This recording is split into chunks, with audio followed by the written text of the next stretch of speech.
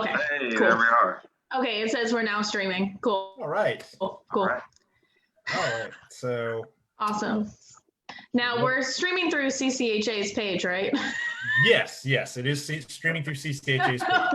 Okay. I double checked that. Okay, it does. It says we're live now. Okay, cool. Okay, very good. So, yeah, we are streaming through CCHA's. Oh, there we are on Facebook. I can see us now. So I see us too. Oh God, my computer is terrible at loading, but yes. So you'll have to fill me in if something messes up. Very cool. For those who are just now tuning in live, welcome. You're for our first history happy hour. I am Nathan Stalby, and Taylor Kumis is down here. We're both from the Clark County Historical Association. And then we have Travis and Anne Marie from the Mosby Heritage Area Association.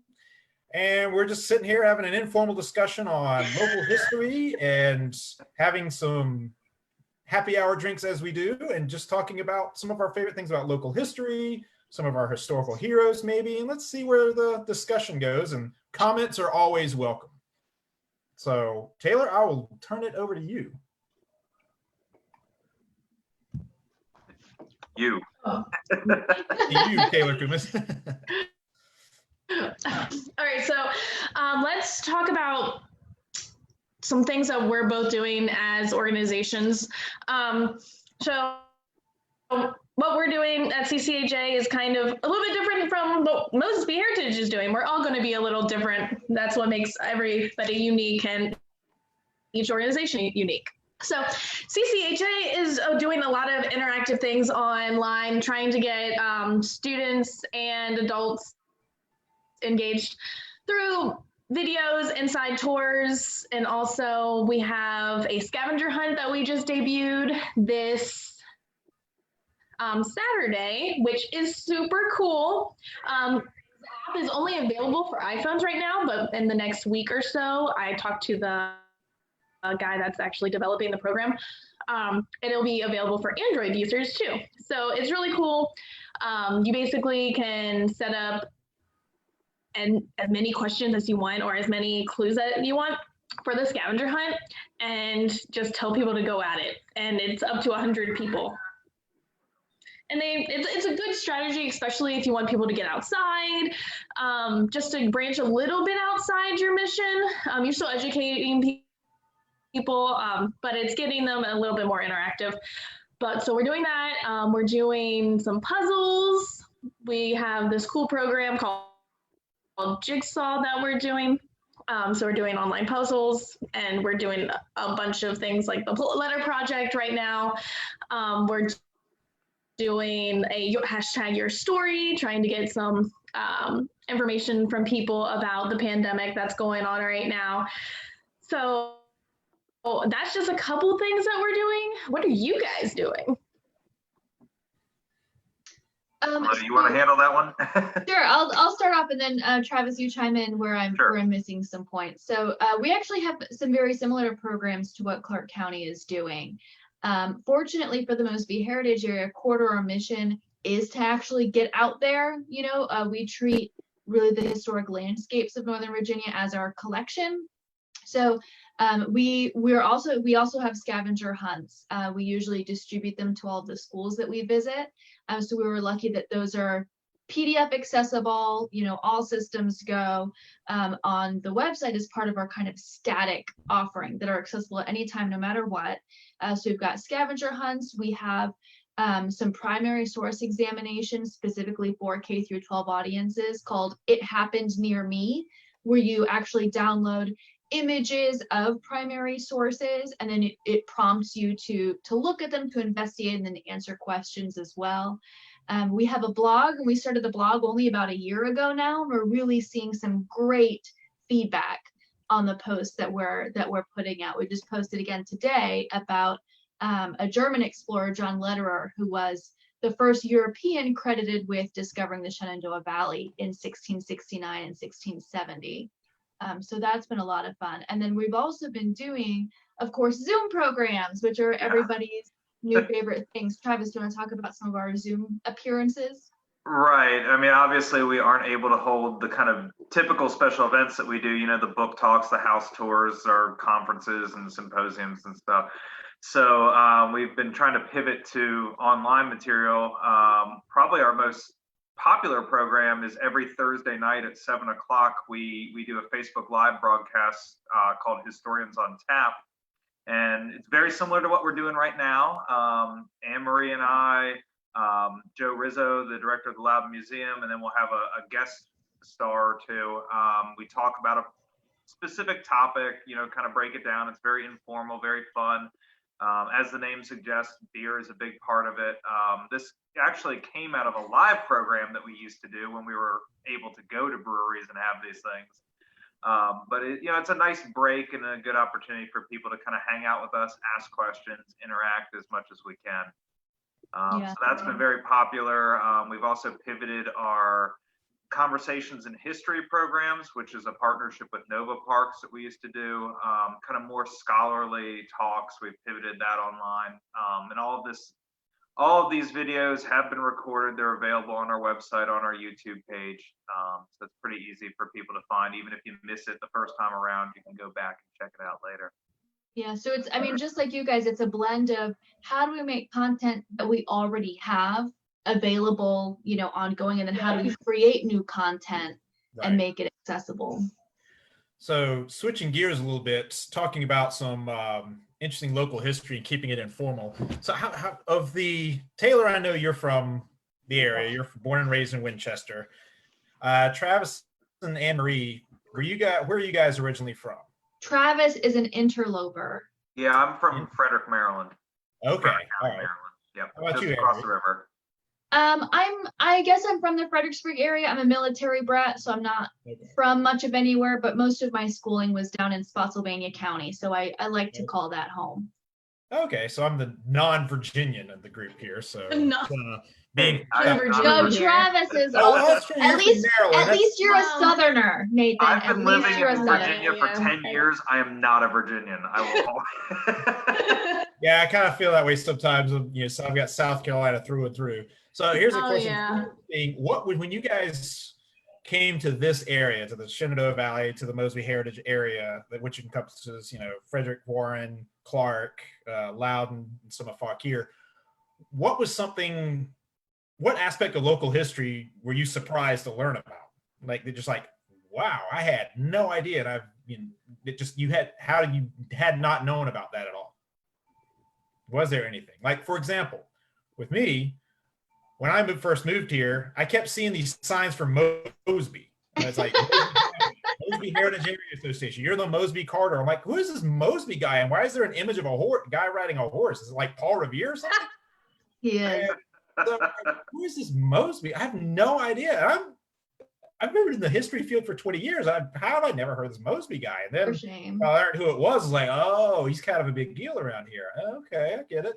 You're like, oh. Yeah. So yeah, that was definitely one of my introductions. Like, just when you think you know history, then you move to an area and you really, really don't. I think for me, coming here and again, touching on the Civil War, just how divided this area was during this. You have this kind of idea, like, once you cross the Potomac, you're in Virginia, that's Confederate territory. But like, especially here in Loudoun County, we had Quakers, we had like the people up in Lovettsville, like there's big pockets of Unionists, like out near you guys, Winchester and stuff. You've got Thomas Laws, that whole story that goes down. So, just how, it's not just black and white as soon as you cross the river, that there was such a contentious area during the Civil War with pockets of Unionists and pockets of Confederate supporters. I found that story to be really fascinating and really compelling. Yeah, I'd have to agree. That was probably the thing that most surprised me, and only because you don't learn about it a lot, in Virginia K through 12. That there was a group of Union troops raised in Loudoun County, to fight for the North, and also the idea, as Travis pointed out too, like there are we often learn, I think, in Virginia and in the South in general, we learn about the Southern heroes. We learn about Jeb Stuart. We learn about Lee. Some of us learn about Mosby. But there were also heroes, you know, that were fighting for the other side as well. You know, Thomas Laws, of course, being one of them. The Dutton sisters, a group of Quaker teenagers, you know, who ran this newspaper in the middle of the Civil War, you know, including publishing really terrible puns, you know, as part of this newspaper. And I think that was illuminating to me, but it was also, I think, encouraging, because as historians, we're always looking for the more complicated story, right? Like it's never as easy, you know, as it might first appear. And so the idea that we did have that conflict in this area is fascinating, you know, and it really speaks to not just what happened here in the 19th century, but also what happened in the 20th century, you know, in Northern Virginia as well. Taylor, what aspect, once you got into the history field, what was something about local history that really kind of surprised you? So, well, first off, I didn't start as a history major in college. I got accepted as a nursing major. I started off as a nursing major. Yeah. I applied to Shenandoah and Shepherd and got accepted at both for nursing. And that was my plan. I was like, I love history, but this is what I'm gonna do, and I absolutely despised it. I couldn't do it. I was just not one of those people who was like, this is not fun. So of course, naturally, like a wonderful college student, I changed my major about 3 times before I landed on my history major and decided to work on museum studies. Good choice. Because why not? And of course, when coming here, I enjoyed Civil War history, but after I took a class with Professor Jonathan Noyalis, and we went to all of the sites, we had a site class. That was probably the biggest moment in my mindset in living in Winchester when I decided, yeah, this is what I'm going to do. I'm going to be in the history field. I'm going to be in the museum field. People need to know about this. People need to know the facts. People need to know the real history, because there's a lot. And this was around the time when, you know, a lot of people were throwing up the Confederate flags behind and on their trucks and doing a lot of things that were inaccurate. So in my mind, I'm like, ooh, this is a great like teaching opportunity, a great way to teach people, like, this is not the way that things should be. This is the real history. Like, sure, be proud of, you know, Winchester's history, but there's a different way to go about it, type of thing. But that was probably the turning point and probably the most interesting part about it. You know, going to the first battle of Winchester, going to the second battle of Winchester, going to the third battle of Winchester, going to Star Fort. Probably it was the biggest aspect and the biggest shock to me of how many different battles and areas of history there were in Winchester. It just was mind-blowing. Yeah. And I think it's also, honestly, you know, kind of jumping on that, Taylor, you know, since you're from that area, it is really impactful to associate landmarks that you pass by every day, you know, or that you think about, oh, well, this is the ice cream store that, you know, grandma took me to after a piano recital, but it also just happened to be next door to a Civil War hospital, you know, that, you know, things like that are, I think, what grabs a lot of people, whether they live locally or whether they're coming to a place, you know, for the first time. You know, it's not just the association that something happened here hundreds of years ago, but the association that I live here now, and so did they, you know, when that happened. Yeah. Right. Yeah, that actually reminds me a lot of that tour we did last year. We looked at the Civil War sketches of James E. Taylor, who's this newspaper correspondent who went to the Valley in 1864, and he made hundreds of sketches of the Valley. And it was so cool to be able to stand in the streets of Winchester and look at the perspective that he sketched and say, this is exactly where he was standing. Or, we ate lunch at McAdoo's, which was the Taylor Hotel, and down in the basement, he sketches the bar, and like I'm sitting in that same room, and it's so amazing to be able to Travis, do that. you may also remember we went to Berryville and went and knocked on Nathan's door in the middle of the day. Do you know where this building is? Right. Find this? Right there. I mean, I love interactive history, and I think that's the biggest thing with like kids now. They need interactive history. I mean, these are the generations that are going to be coming up and taking our jobs. They're going to be the ones going out and teaching history. So we have to make it as interactive as possible for them so that they can enjoy it and want to teach it also.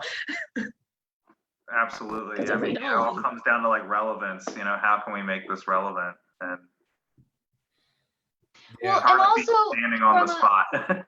Yeah, and like from a selfish point of view too, there was like, how do you want to share this history?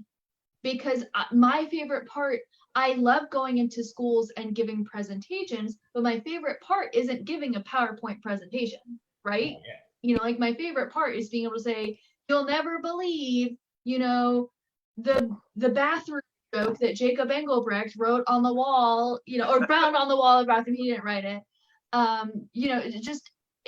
It's really what makes you passionate is the way you want to share it with other people. That's why so many historians are drinking on camera now, I think. Oh yeah.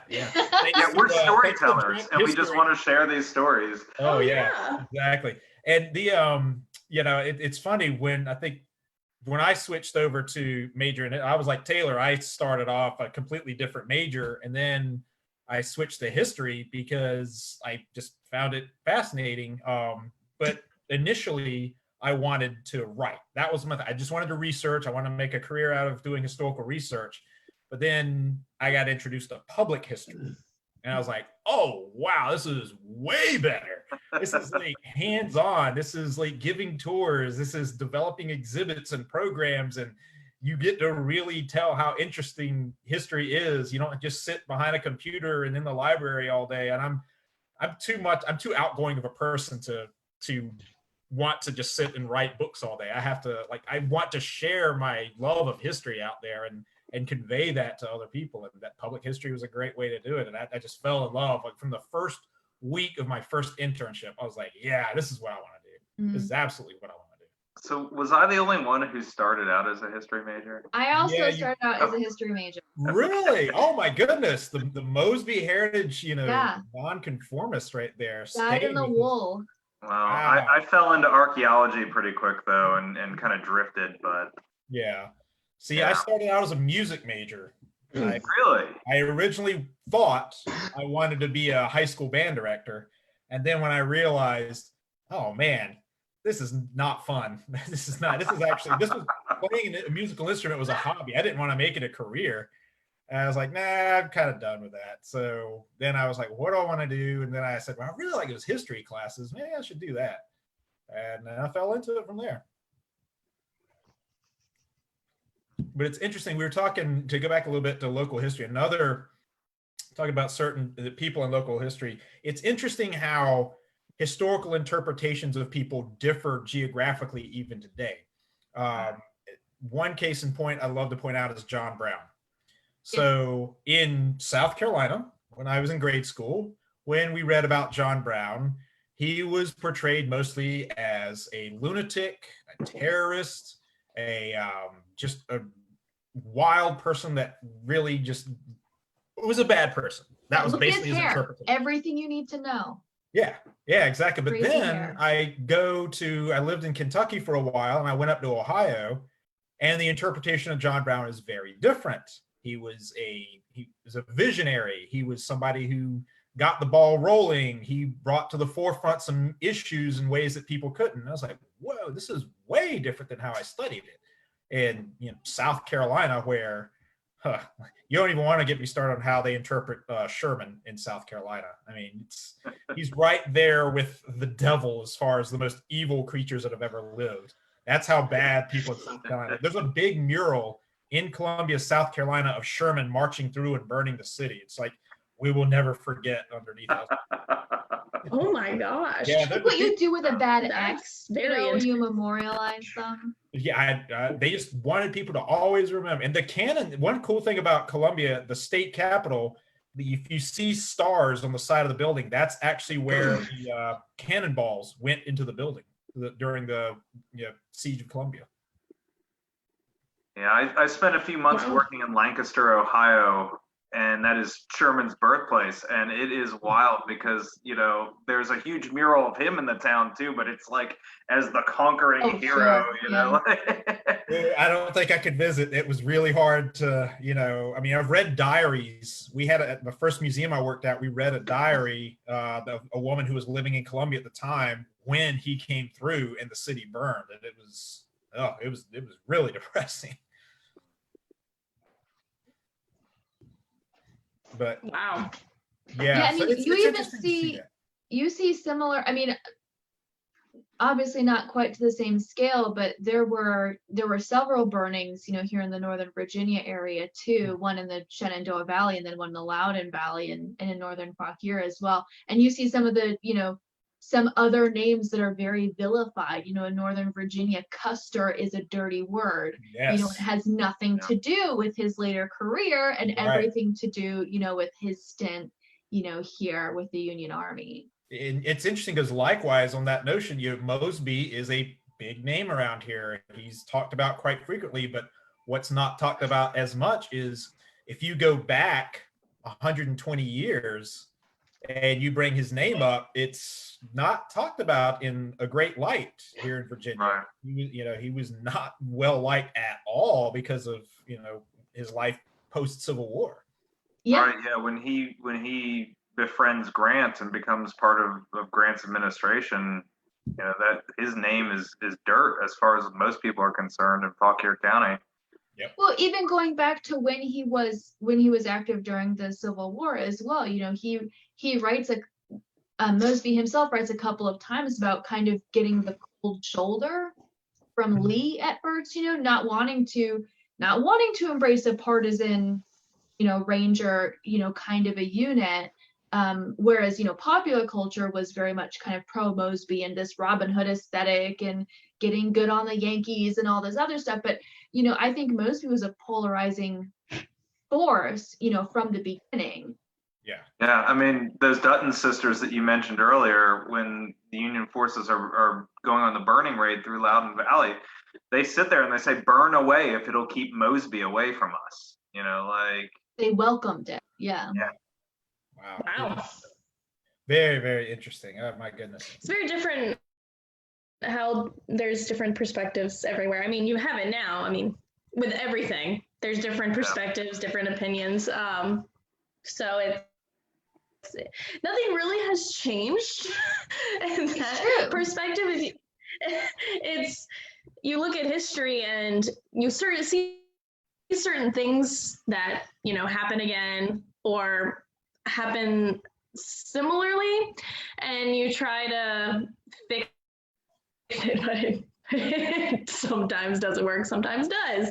Just depends your tactics, or I guess technology now would have and therein lies some of our challenges as we're doing programs and talks that surround some of these figures. You have to say, okay, what do we talk about? How do we focus it? Because, one person may see this figure as a very important hero and another one sees him as an evil villain. And, it's interesting how you have to find that balance and just tell the story. Factually, this is what happened. Yes. Yeah, actually, that's a theme that we'll be exploring on Thursday. We have he's a professor of folklore, right? Yeah, Jeff? Professor of Folklore and American Studies. So we'll be talking about, I'll be sharing a couple of Mosby stories specifically, but other folklore tales, from the nation's founding and, and kind of through modern day as well, about like how do some of these myths, get their own legs and they become fact, right, in popular mentality, whether or not, Paul Bunyan actually ever existed and had a big blue ox named Babe. There are these like intrinsic stories that we decide our truth, or that we heard from someone who heard from someone who heard from someone, which makes it.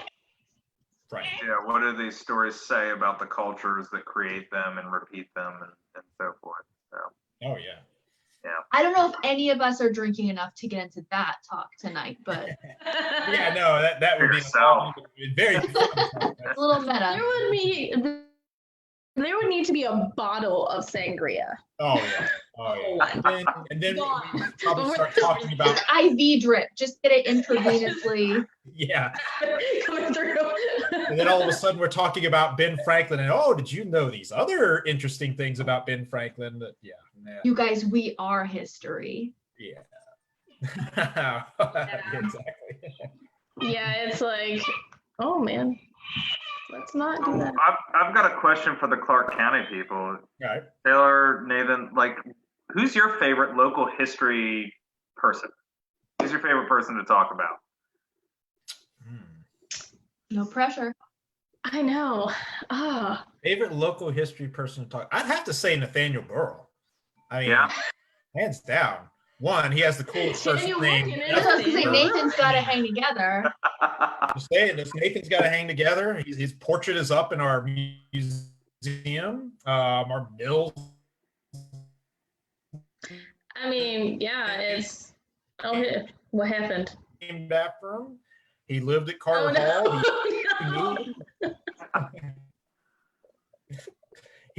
Nathaniel Burrow was a guy who knew what he wanted. And he basically said, you know what? I'm done with the Tidewater. I've got all this land up here. Gonna build a big and Lucy Page. I don't care. We're gonna get married and have a lot of kids. And so he had a lot of kids. They had a great marriage, wonderful life together.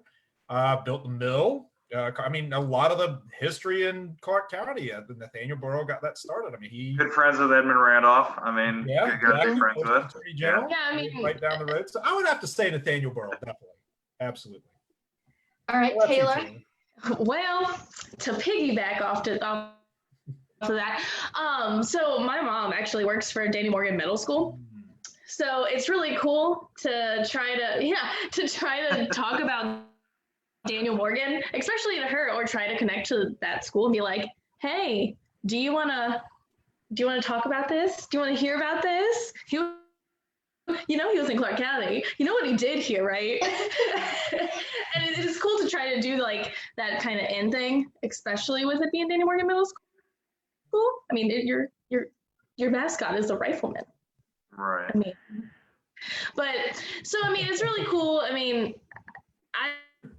I really enjoy Daniel Morgan's stories, especially the local legends of talking about him coming down the street and he's drunk and he's talking to these civilians about what he's done and his accomplishments and just like the funny folklore and stuff that you hear about him. But then also his accomplishments. So I really enjoy talking about him, especially to kids. When you're talking about the colonial era, the working of the mill, it's really an inspiration of what he did. So I really enjoy talking about David Morgan. So yeah, Morgan's one of my favorites. He's such a fascinating guy, and in the 19th century, he's like this giant. He's like a household name that everybody knows. But like nowadays, he's not George Washington. Like most people don't recognize his name or what he did. But I just think he's a fascinating guy. Actually, somewhere on my shelf there, I've got that new biography of him over on the shelf. Oh yeah. Was it Albert Zamboni? Daniel Morgan is.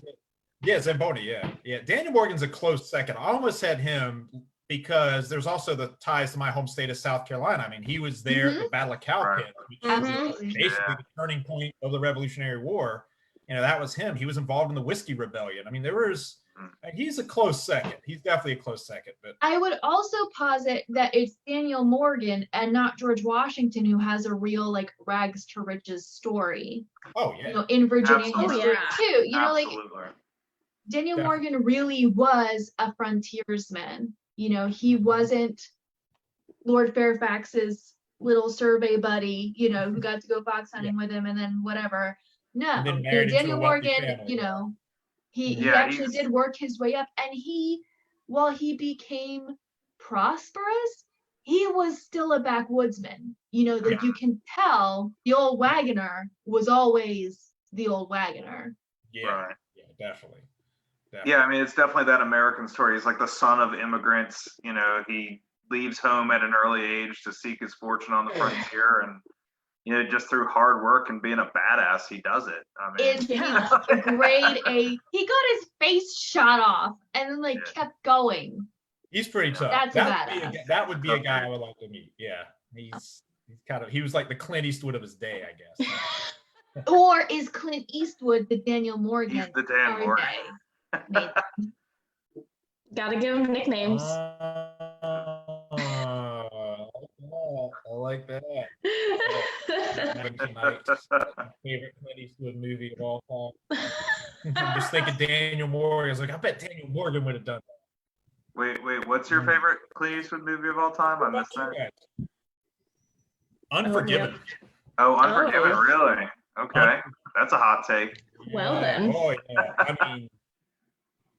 I mean, there's some good ones. I mean, I love Pale Rider. I love, of course, I love the Dirty Harry movies. But to me, there's nothing like Unforgiven. That scene at the end where he walks into the bar after they had killed his friend, just total badass. Fair enough. Like, oh yeah. God, the best line is like, you just shot an unarmed man. We should have armed himself. Oh. That's a very Dan Morgan thing. But it's very Dan Morgan. Very Dan Morgan. Oh, yeah, I can totally see Daniel Morgan saying that. I can totally see that. I'm just gonna Photoshop Daniel Morgan's head on Clint Eastwood from Unforgiven and see how that goes. Didn't Dan Morgan get court-martialed for punching a British officer in the French He struck an officer during the French Indian War. Punched him out. Yep. Yeah. Badass. Because he's a badass. No other reason. He was just thinking, you know what? Yeah, of all the badass Dan Morgan stories, though, I give a talk on the Beeline March to Boston in 1775, where him and his riflemen marched 600 miles in 20 days. And to me, that's just unbelievable. Yeah. Well, it's to show up a bunch of Tidewater dudes, right? Well, they show up in New England, and they show up before they walk into Cambridge, they paint themselves like Indians and start whooping and hollering just to show how frontier they are. Yeah. You want some riflemen? We'll give you some riflemen. Yeah, oh no. You asked for it, here we are. That's great. Yeah. That's great. Fun. So Travis, is that your favorite local historical figure, Daniel Morgan? He might be. I mean, I'm a Revolutionary War guy at heart, an 18th century guy. So it's here. pretty hard to top him as far as locals go. I have been doing a lot of research lately into the 3rd Virginia Regiment, which is kind of the Continental Regiment that's raised out of Fauquier, Loudoun, Prince William County. And what I've found, these guys were total badasses themselves. Almost every important turning point of the Revolutionary War, they're there. It's the elements of the 3rd Virginia that are the lead of the attack on Trenton. Washington's crossing of the Delaware. He sends James Monroe is an officer of the 3rd Virginia. He helps lead that attack. They hold the line at the Battle of Brandywine. They're with Lafayette when he's wounded there. These guys were really kind of everywhere, and it's so cool because you look at the roster, you look at the officers, and all of these names are still in the area. There's John Ashby, who's Turner Ashby's grandfather. Is this total Revolutionary War badass. Charles West of West's Ordinary, which is a historic site right near where Anne Marie and I are located. All these names that you still see across the area. And to know that they have this really cool Revolutionary War heritage is awesome. So it's something I'm really enjoying looking into right now. Yeah. All right, Anne-Marie, what about you? Your favorite local history hero? My favorite local history individual or group of people, whatever it is it's always whoever I'm researching at the time. I'm very non-committal, I think, when it comes to my torrid history research, relationships. That's a weird way to phrase that. But so like this week, my favorite individual is John Lederer, who was that German explorer. He was 25 years old, was educated in Hamburg, showed up in Virginia in 1668, and William Berkeley hires him to go discover the passage to like across the Appalachian Mountains to hopefully the Indian Ocean, right? Is what they're hoping to find on the other side. Right. And so he goes on three different expeditions, and the third one, he actually comes up our direction, into northern Virginia. And it's there, he's searching for this elusive passageway that his American Indian guides tell him is called Shenandoah, spelled with a Z. And he doesn't find it. He makes it as far as Linden, Virginia. So really just the border between Fauquier and Warren counties, a few miles away from what's now, the Front Royal area. And so he gets up on this mountain. He's like, he has every hope, in his mind. He climbs the top of this mountain. He looks across and he sees more mountains. And so just kind of putting myself into John Lederer's shoes, he was also a fascinating figure because he wasn't English, right? He wasn't of English descent. He wasn't from the Tidewater. He was not connected politically. He really did show up and win this, this purse to go and do the exploring for the governor of Virginia. And while he's doing it, he's keeping this account. He's writing in Latin because he doesn't have a good firm grip on English yet. He's writing in Latin about what he's doing. And he writes in Southern Virginia and Northern North Carolina about these Indian groups that he is encountering on the way. He writes about their culture, and he writes really respectfully about them as well. He writes their names. He writes the names of the individuals he's talking to, which many other European explorers, they don't do that. They don't necessarily give the native people their personhood. They're just groups of foreigners. Whereas Lederer really describes each tribe individually. What do they do? Well, the Akanazis, which we know as the Okanichis today, they're very warlike, but they're very wealthy as well, and they have this system of government. So if you come, this is what you need to do in order to, talk to them. And it's because of his friendliness with the Native Americans that a lot of historians think the political tide turned against him by the time he was exploring here in Northern Virginia. For the same reasons, that Bacon later accuses Berkeley, of leading the colony astray and being too friendly with the Indians. Lederer is trying to do his job and stay alive and learn about these people, but then gets tattletaled that he's chumming it up, with the Indian tribes. And so by the time he makes it up here to what would be Shenandoah, it's his last hurrah. And he ends up names the mountain for the king, pours out some brandy for the king as an offering, and then that's basically the end of his journeys here. Wow. Which is really interesting. And he goes to Maryland. Travis, there you go, that's for you. He ends up going to Maryland because he has no friends in Tidewater anymore. The governor is no longer interested in this report that he's written up. And so it ends up being Talbot, the governor of Maryland, who publishes his journeys for him. And that's how we have the record now of what he did. And it's all accessible. It's like 60 pages. And he has this great way of writing where he's scientific about it. And this is still the 17th century, when there's a lot of superstition. There's a lot of, spirituality with natural elements. There's a lot of disbelief of Native Americans as, everything they say is hooey.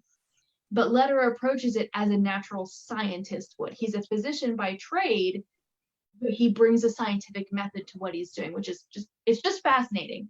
Anyways, In 1772, after his account is published, he goes back to Germany, and that's it.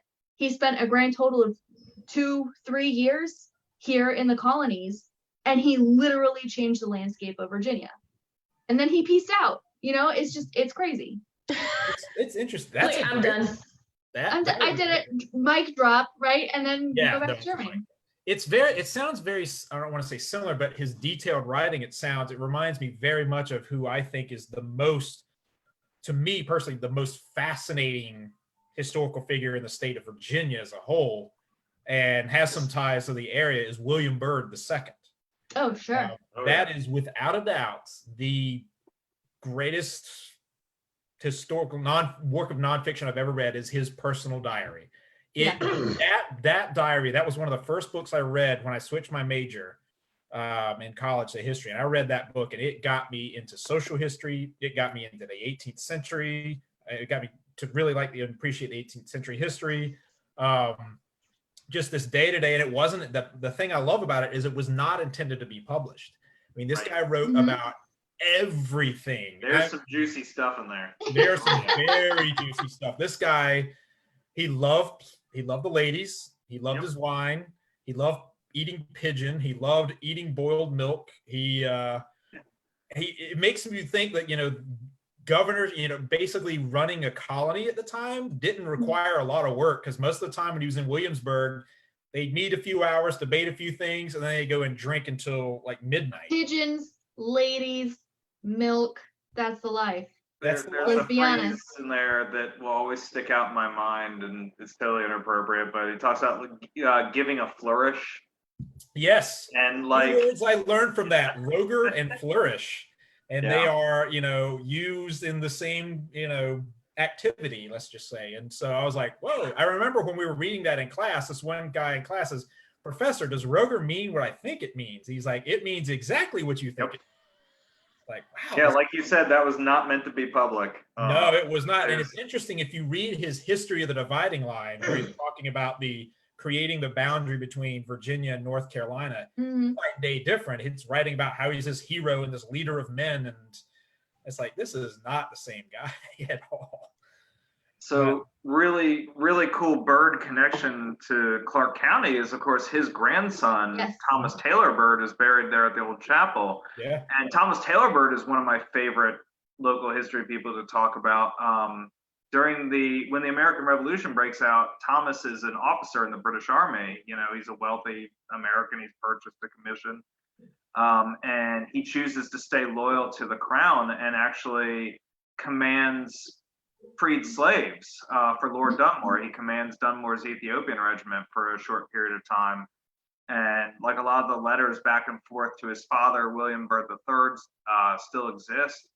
And, to me, it's amazing that the son of one of the wealthiest slave owners in Virginia is commanding a group of armed, free slaves against the revolutionaries. And, his brother, Francis Byrd, stays, he turns in his commission in the Royal Navy and joins the Continental Army. So, it's literally a brother against brother situation between the two of them. So whenever I'm out there by the old chapel, I always stop by and see Thomas Byrd. I just think he's a fascinating guy. There are a lot of great people to geek out about there in Millwood. Yes. Oh, yes. Anybody who loves, just Virginia history needs to pay a visit to Old Chapel and just look around and see who's buried there. You'd be surprised. Oh, Old Chapel might be the next video we're doing too. Ooh. Can't wait for that. From the archives. That's going to be interesting. They've been doing some work down there lately. They've been restoring the shutters and everything like that. But that would be, oh man, I can't wait. That is definitely one of my favorite spots in Clark County. It's unbelievable. I was like, wait, what? The first Attorney General of the United States is buried? Yes. That's crazy. Yes. Yeah, Travis and I were down there.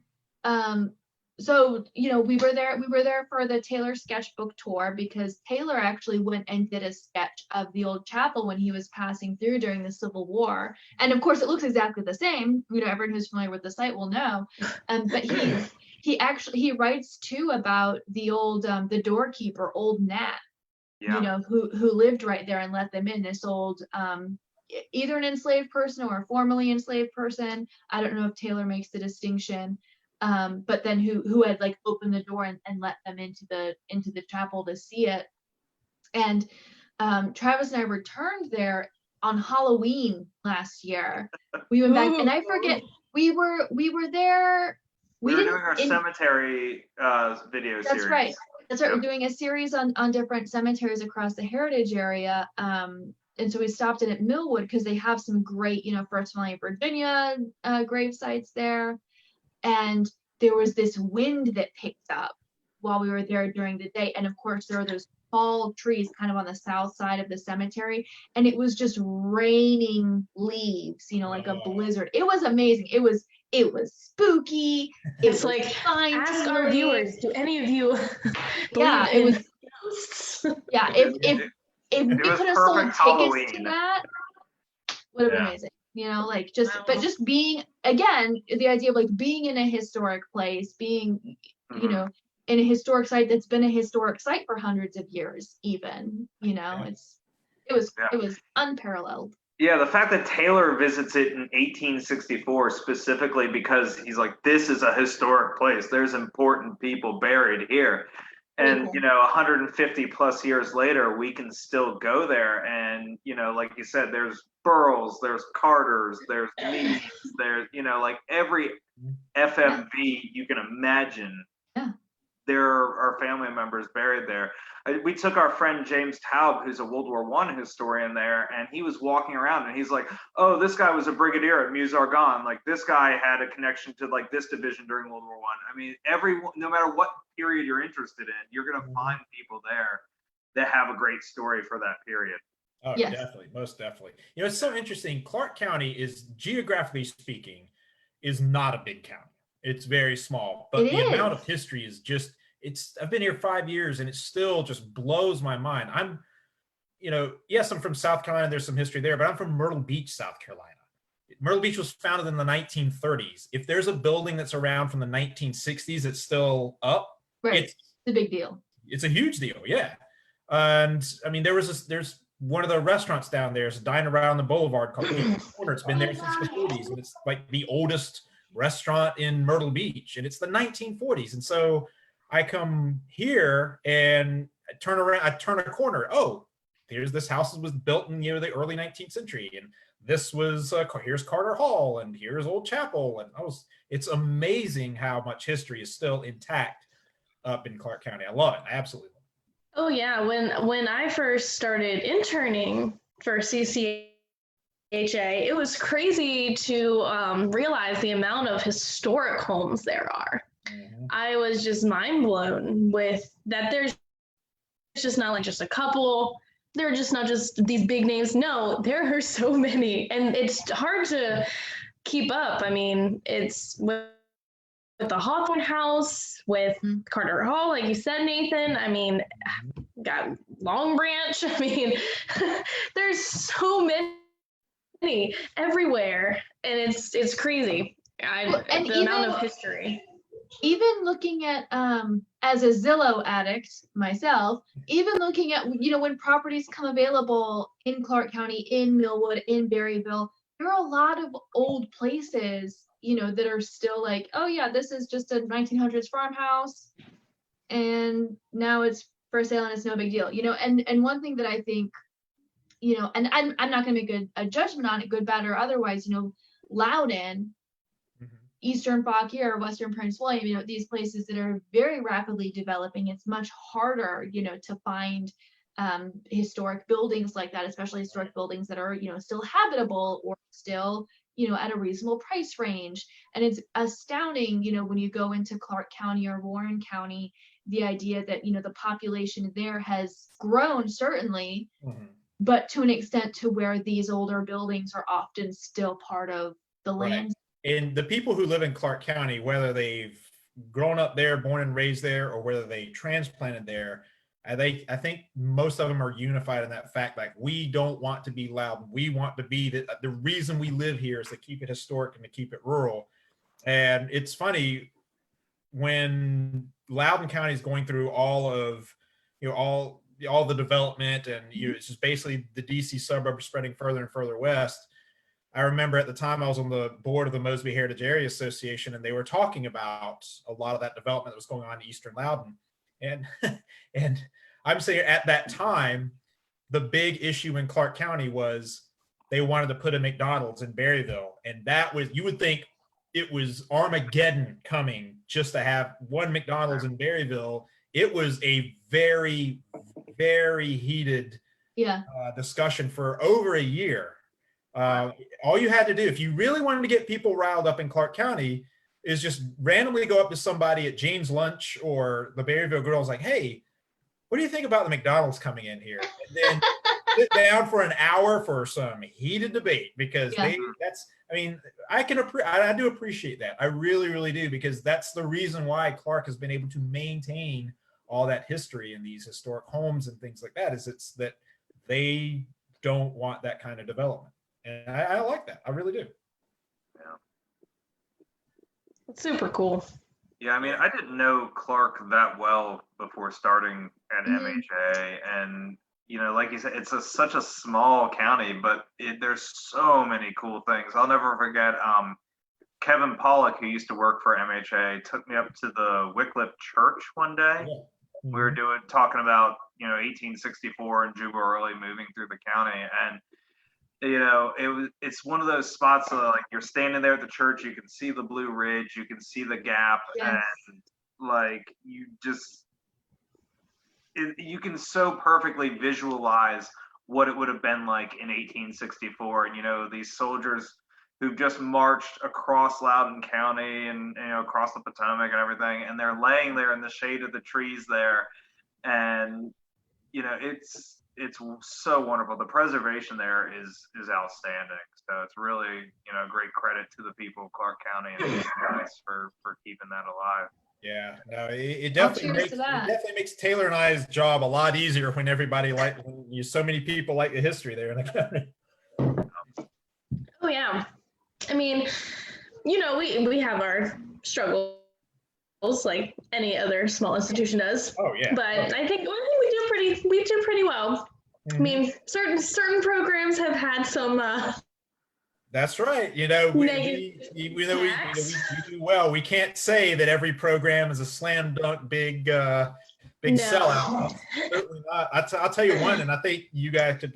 I think this was before you got there, Anne Marie. But when it came to World War I, the centennial. Yeah, doing World War I programs. That was a tough one. We did our World War I symposium there in Berryville, and it's a shame because it's really a period that not enough people know about and realize how big of an impact it has on the world we actually live in. I mean, and tanks. It was so disappointing. When you think about it, World War I, you had tanks, you had aerial warfare, the machine guns, chemical warfare, the fall of monarchies, the rise of communism. Right. All of this started in World War I. I mean, it shaped the world, and it's not talked about. And I mean, there were several events that were going on in Clark County surrounding World War I, and it unfortunately didn't draw flies to it. We had one that we drew 3 people to. It was a great talk. Lynn Rainville, it was her book, Virginia and the Great War. That's a good one. Great book.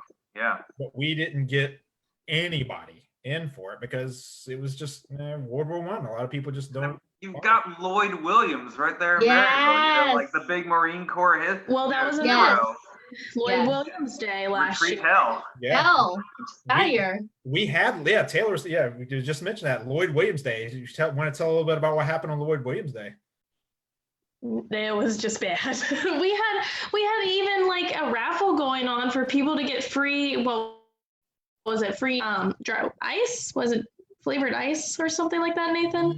Or snow cones or something? Yeah, it was something like that. Yeah, we had stuff like that going on, but it was dead. Nobody was out. I mean, there were a couple of vendors, but it was just.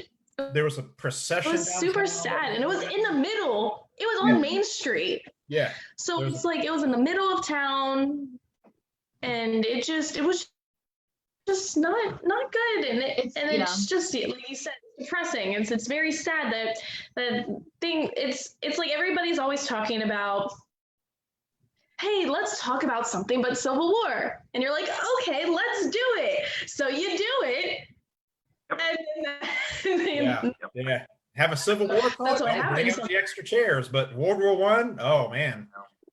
Yeah, we've been doing the same thing, trying to diversify some of the stories we tell, and we always have the idea that doing it in a purposeful way, branching out. But it's really interesting too, with hindsight from now too, thinking about World War I, the Spanish flu outbreak, this idea that, there's a lot that happened between 1915 and 1925, and it's a period of American history that we tend to think it happened somewhere else, right? We think of that as that's European history.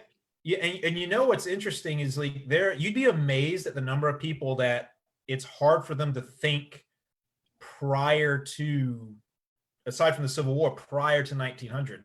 Correct. One time we hosted trivia, and one of the questions I asked, and it was a big group of people, a lot of history fans there, and the question I asked, according to Time magazine, after a study with like 100 different historians, who is considered the most influential female of all time, historically of all time? And let's see what you guys think. Taylor, you might know the answer to this. I think I told Florence Nightingale. That's my bet. Queen Travis? Victoria? Victoria's a good one. I can't even remember. And you guys are close to. There's a lot of history that happened way before America. Influential female of all time globally. Globally. Victoria's a great. I only say Florence Nightingale because of nursing, of course, medical history. That made a huge impact. No guess. So you were both way off. It was Cleopatra. Really? Yeah. Well, if you think about shaping of empires at the time, shaped the world from there on out. Yeah. You mean in the way that she tanked her own? Yeah, I disagree with time on that one. Elizabeth Taylor is why they picked Cleopatra. Oh, I don't know about that. No, Shakespeare is why they picked Cleopatra. Yeah, Shakespeare is why Elizabeth Taylor got to be Cleopatra, which is why I don't know. I don't know. So it wasn't Lady Gaga. No, it was not Lady Gaga. No, it was not. A lot of people did guess Eleanor Roosevelt. Elizabeth the First. Come on, like right. E1 is a Catherine the Great. If we're talking rise and fall of empires, Elizabeth II, right? The actual deconstruction of the biggest empire in the modern era. I mean, why Cleopatra? Someone tell me why. Yeah, someone explain that. Brought down Caesar. Mark Antony just ruined that. Nathan, you need to get fact checked. Yeah, let's fact check this because Cleopatra was in the Ptolemaic line. By then, the Egyptian empire was smaller than it had been when you actually had genetic Egyptians running the. It wasn't so much about the rise of her empire or the strength of her empire. It was her effect on other empires. It was her. Yeah, it is. Julius Caesar, Mark Antony. I'm not. That's one other empire. Name another empire that Cleopatra had a huge impact on. If all you can say is that was kind of the biggest. That's not an effect. And shame on Time magazine for picking a ruler who's known because of her sexual exploits and not because of her actual contributions to science, medicine, or politics. I'm still calling Queen Victoria for this one. I'm sorry. She has an era named after her. She has an era named after her. Presided over the largest expansion of the British Empire. Wore tiny crown. I would put, but over Queen Victoria, I would probably put the Empress Dowager Cixi because of her role in China at the turn of the 20th century. She technically was the last, not technically, but she was pretty much the last empress ruler of the dynasties. Thousands of years of dynastic rule in China. We're talking over 1 billion people that she saw, an entire section of the world. And once she gave in to the Europeans, once she gave in to the Boxers, it shaped everything from that side of the world. And I think we have a tendency to just look at things with Western eyes, but Oh, sure. There's a whole half of the world that's over 12 hours away. So yeah, I think that I would say I would put her over Queen Victoria, but just barely.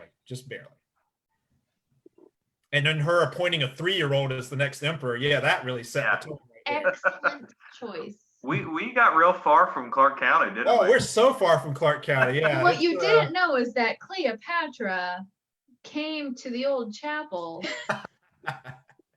Real facts. in 67 BC, and I don't know. Yeah, of course. Oh my goodness. This is what I love about history, people, is like, even if we get away from our particular area, like, you just pull this stuff out of left field, you know? Like, absolutely. Absolutely. Yeah, definitely. It's always fun to talk about it. Yes. Yeah. We've all got strong opinions. No, we don't, Travis. Yeah, we absolutely love it. You know but that's what makes us us. We're supposed to have strong opinions. Yeah. That's right. That's why we're good at what we do. You know, we have to have those strong. It's always fun to debate those strong opinions. If any of you've been to the VAM conference and the after the conferences are over and everybody's gathered together sharing those opinions. Well, let me tell you about this part of history. I think you're wrong on this. And yeah, it's really fun. It can be dangerous. Yeah, it's really. Yeah. We are such history nerds, and it's a badge I think we all wear very proudly. I'm so proud of it. So we wouldn't be doing this if we didn't love it. That's true. That's very true. Yeah, you definitely have to love your job to be in the history field. So for anybody that's watching, know that we have to love our jobs.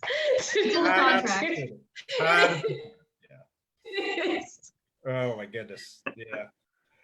Well, my beer is empty, and that's probably it's been an hour, and probably a good time to wrap up this talk. I think this was great, and thank you guys for coming out and doing this, and thank you all for those who tuned in to watch. I hope you got some kicks out of it. Would love to hear everybody's opinion, and maybe who do you think was the most influential woman of all time? I will Venmo you $5 if you say Anne Marie was the most influential. Most influential. Anne Marie Beckett, most influential. Oh yeah. There we go. Of course. Well, thank you guys for everything. Any final parting words? Just thanks for having us. This was a lot of fun. We should do this again sometime. Yeah, Absolutely. Thanks for inviting us. We'll definitely do it again. We'll think of a different type of topic or something for us to do and get a little bit more narrow so that our viewers can ask some more narrow questions and stuff for next time. I like that idea. Maybe we should revisit the most influential women of history, and I think that's something we can all debate. I do like that. We could go world, we could go US, we could go Virginia, we could whatever you want to do. Absolutely. Yeah. Fashion showdown. That's fun. Yeah. I like Ooh, that. I like showdowns. Oh man, I'm already licking my chops at all the possibilities. There's gonna be some hurt feelings. Well, thank you guys. Enjoyed it, and thank you all for all of those who tuned in tonight. Thanks, Nathan. Thanks, Thanks, Taylor. guys. All right, take care. Bye. Bye.